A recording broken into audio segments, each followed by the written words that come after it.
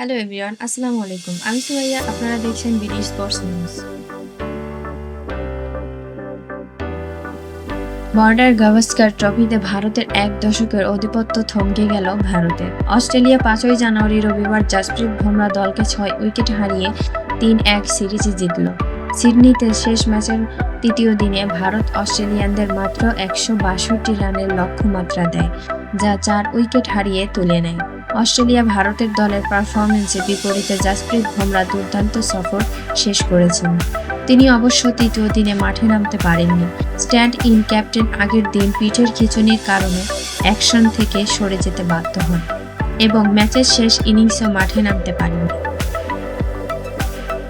বুমরাহর অনুপস্থিতিতে ভারতের বোলিং ইউনিটকে ছন্নছাড়া লেগেছে। স্কট বোল্যান্ড এবং প্যাট কামিন্স টেস্টে যেভাবে কাজ করেছিলেন, বুমরাহহীন ভারতীয় দল তা করতে পারে। তৃতীয় দিনে ফর্মে ফেরার আভাস দিলেও ম্যাচের শেষ দিন মোহাম্মদ সিরাজ এবং প্রসিদ্ধ কৃষ্ণা দাগ কাটতে পারেন।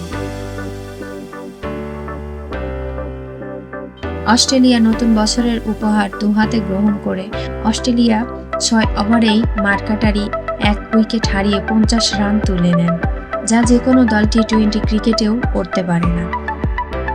প্রসিদ্ধ কৃষ্ণার 3 ওভারের ব্লকের সময় ভারত একটা যে চাপ তৈরি করতে সক্ষম হয় এবং লাঞ্চের ঠিক আগে মার্নাস লাবুশেন্স এবং স্টিভেন স্মিথ উইকেট তুলে নেন। মধ্যভোজনের পরে স্ট্রাভিস হেড এবং উসমান খাজা ফের তেড়ে খেলেন এবং ভারতের আশায় জল ঢেলে দেন।